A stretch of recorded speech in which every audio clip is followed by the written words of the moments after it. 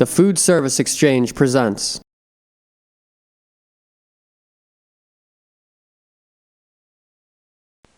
You've purchased your Equipex Panini grill, and now you want to adjust the lid tension.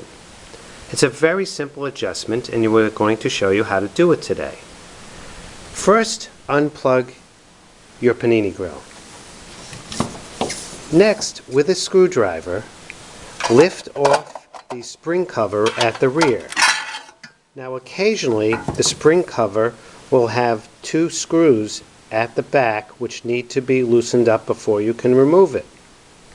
Next, take your screwdriver, and if you turn it counterclockwise, you will be reducing the tension of the lid, in which case the lid will go up and down very easily. Now let's say you want the lid to stay up in a halfway position, so you're going to need to increase the tension or turn the screws clockwise.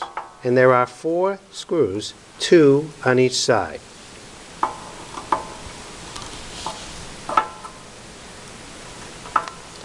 Now the tension will be much greater and the lid will stay up on its own. Now that we've adjusted the tension, we're going to reinstall the spring cover, which will snap into place.